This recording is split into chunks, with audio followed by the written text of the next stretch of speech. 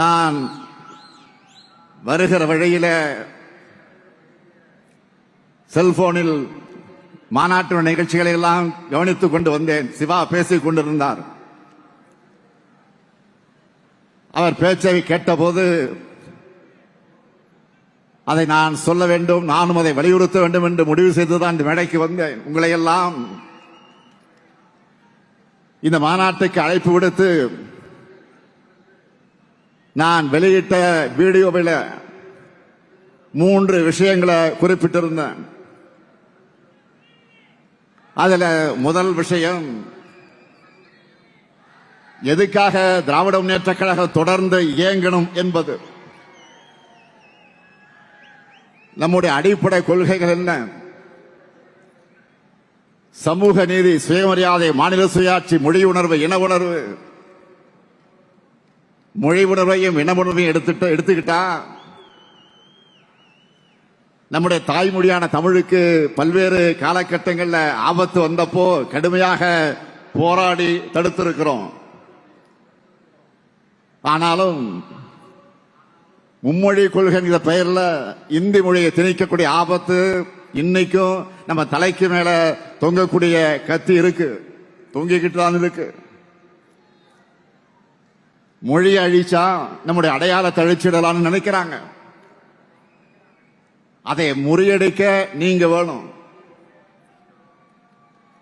அடுத்து முக்கியமான கொள்கை சமூக நீதி.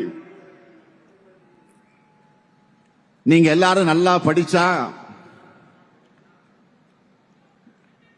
எங்கே பெரிய அளவில் முன்னுக்கு வந்து அதை தொடர்ந்து டிகிரி வாங்கி இருப்பீங்க. உங்க அப்பா அம்மாக்கள்ல பலர் படிச்சிருப்பாங்க. ஆனா உங்க தாத்தா பாட்டி அவங்களுடைய நிலைமை என்னவா இருந்துச்சுன்னு நினைச்சு பாருங்க. நமக்கெல்லாம் கல்வி எதுக்குன்னு ஒதுக்கி வச்சிருந்தாங்க. வேலைகள்ல நமக்கு இடம் கிடைக்காது, இருக்காது. அந்த அநீதிய இடஒதுக்கீட்டால உடைச்சு சமூக நீதியை நிலைநிறுத்தணும். ஆனா இப்போ நீட் போன்ற தேர்வுகளை கொண்டு வர்றது பழைய நிலைமையை உண்டாக்குறாங்க. இதை தடுக்க உண்மையான வலிமை உள்ள ஒரே இயக்கம் நம்முடைய இயக்கம் தான். அதுக்கு தான் நீங்க வேணும். அடுத்து நம்ம உயிர் கொள்கை மாநில சுயாட்சி. மாநிலங்களுடைய கூட்டமைப்புக்கு தான் இந்தியா. இந்தியா என்பது ஒரு கூட்டமைப்பு. இங்க கூட்டாட்சிக்கு எவ்வளவு மதிப்பளிக்கணும் நம்ம தொடர்ந்து சொல்லிக்கிட்டு இருந்தாலும் மாநிலங்களுக்கு அதிகாரங்களே இல்லாத நிலைமைதான் இருந்துச்சு. அவ்வளவு ஏன் மாநில முதலமைச்சர்களால கூட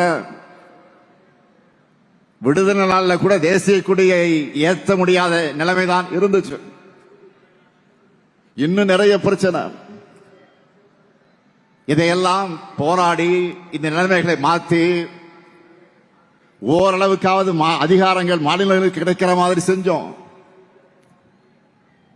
அதனாலதான் மாநில கட்சிகளால ஆட்சியை பிடிக்க முடியும்னு இந்தியாவில முதல்ல ஆட்சி அமைச்சு காட்டினதை இந்த திமுக தான், மறந்துடாதீங்க. நம்ம தமிழ்நாட்டுக்கு மட்டும் இல்ல,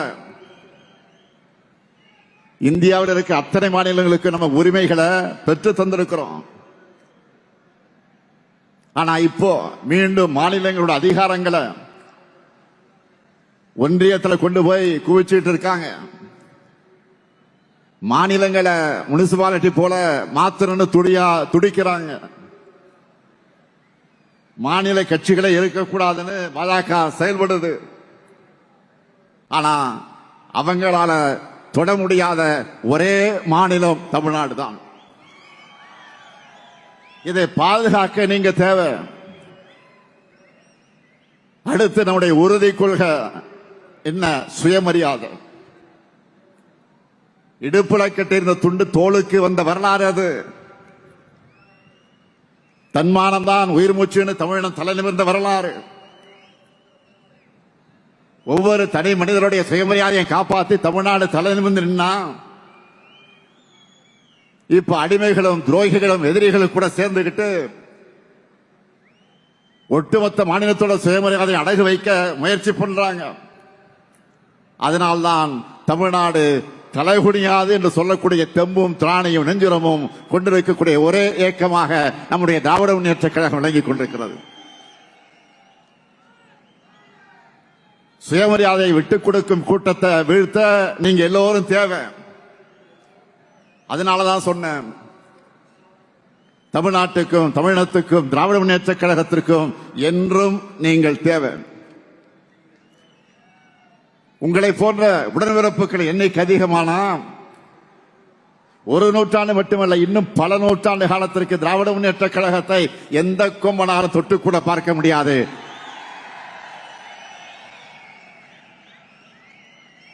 இரண்டாவது விஷயம், நான் சொன்னது நேற்று நான் சொன்னேன், இளைஞர்களால் நீங்க எவ்வாறு கொள்கையுடன் செயல்படணும், மொழி பற்றோடு மொழி ஆற்றலும் கொண்டவர்களாக நீங்க இருக்கணும். நிறைய புத்தகங்களை படிங்க. திராவிட இயக்க வரலாற்று சொல்லக்கூடிய யூடியூப் வீடியோக்களை பாருங்க. நம்ம இயக்கத்து அறிஞர்கள் பேச்சுக்களை கேளுங்க. பஸ்ல ரயில்ல டிராவல் பண்ணும்போது நீங்க தினமும் ஒரு மணி நேரம் அதற்காக செலவு பண்ணுங்க. உங்க சிந்தனைகளை கோர்வையா எழுதி பழகுங்க. யாரோ எழுதுனதை ஃபார்வர்டு செய்யறதை விட நீங்க எழுதுனதை அடுத்தவங்க ஃபார்வர்டு செய்யணும். அந்த அளவுக்கு நீங்க சிறப்பா எழுதணும். சிறு சிறு கூட்டங்களை பேசுங்க. சோசியல் மீடியாவில் பேசி வீடியோஸ் போடுங்க. கலந்துரையாடல் நடத்துங்க. பலதரப்பு மனிதர்களையும் சந்திச்சு உரையாடுங்க. கழகத்தின் கொள்கைகளை பரப்புங்க. நாம செஞ்ச சாதனைகளை எடுத்து சொல்லுங்க. இதெல்லாம் தான் கழகத்தையும் வளர்க்கும், உங்களையும் வளர்க்கும்.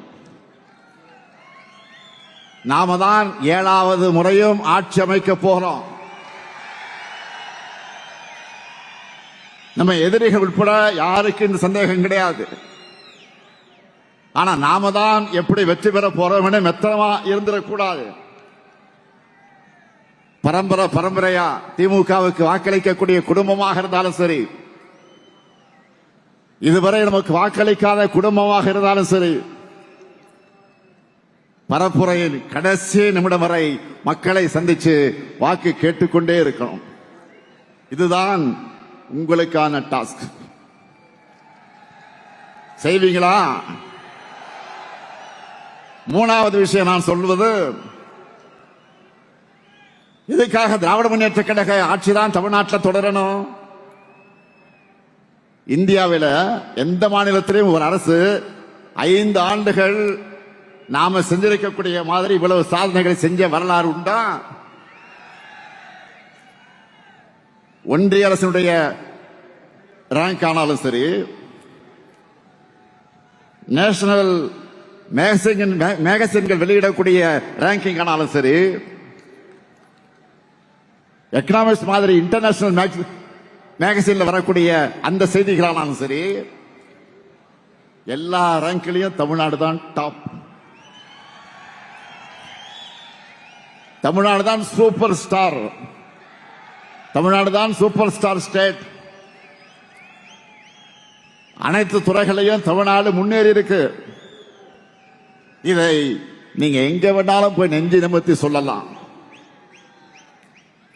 தமிழ்நாட்டில் வாழக்கூடிய ஒவ்வொரு குடும்பமும் நிச்சயமா ஏதாவது ஒரு திட்டத்தில் பயனடையக்கூடிய வகையில் நம்முடைய அரசு செயல்பட்டு இருக்கு.